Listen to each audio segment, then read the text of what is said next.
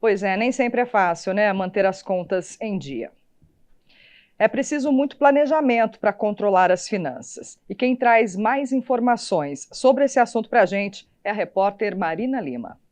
Boa tarde a todos. Pois é, a gente sabe que fazer o salário render o mês inteiro é um desafio, principalmente para quem tem família em casa, né? Para fazer a gestão desse dinheiro, para explicar como é que a gente pode fazer isso em casa, eu estou aqui com o Alexandre Vander, que é especialista em finanças. Tudo bem, Alexandre? Explica para a gente qual é o primeiro passo para quem quer organizar as finanças em casa. Boa tarde, agradeço a oportunidade. Bom, primeiramente é importante a pessoa ter noção de quanto ela ganha no mês, né? E também se esse salário ele é recorrente, onde ele está trabalhando, o seu grau de empregabilidade.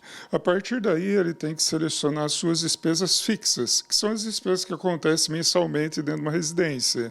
Por exemplo, gasto com alimentação, considerando aí os gastos de uma família, né?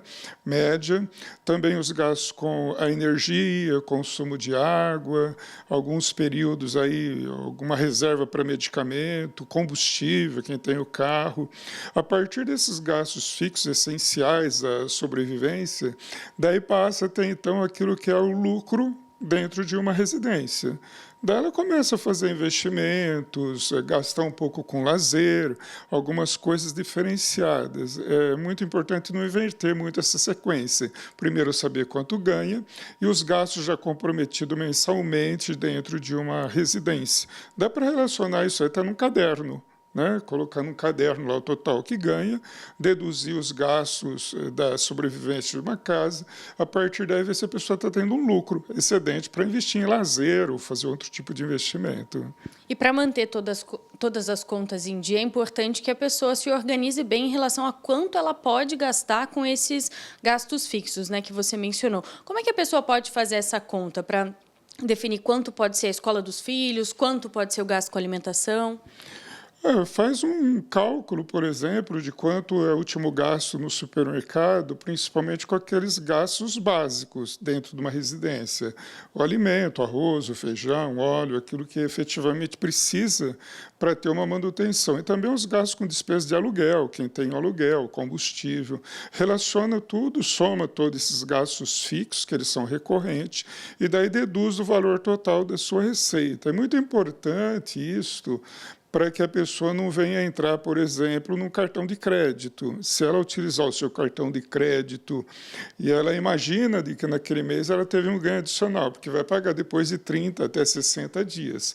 Porém, o cartão de crédito é atrelado aos juros. O juro do cartão de crédito é altíssimo, chega a dar no mínimo aí de 8, 10% ao mês, enquanto que a taxa da inflação, quando vai ser corrigido o salário da pessoa, está praticamente em 8%, 6% ao ano.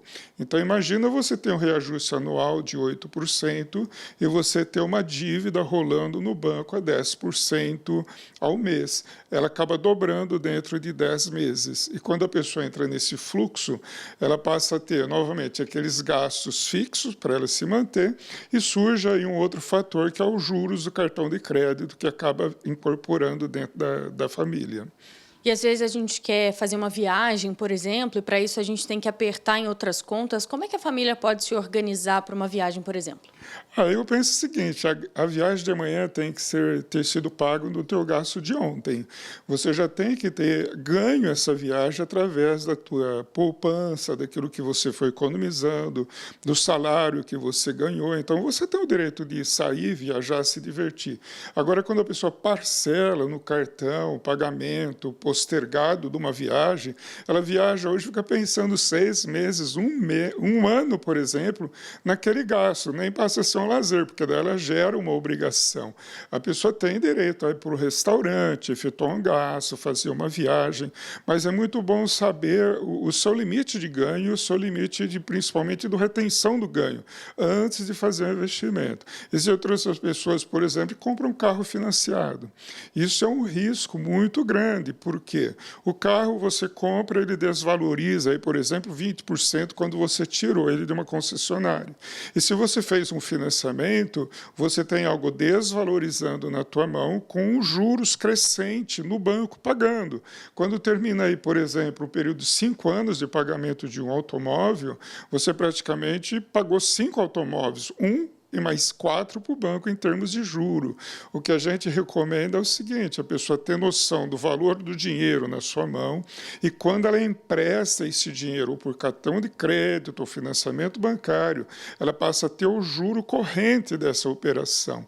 E o produto do banco é o dinheiro. E o lucro é o juro que a população paga para esse banco. Então, é muito importante relacionar bem os custos. Tem outras pessoas que compram um apartamento financiado.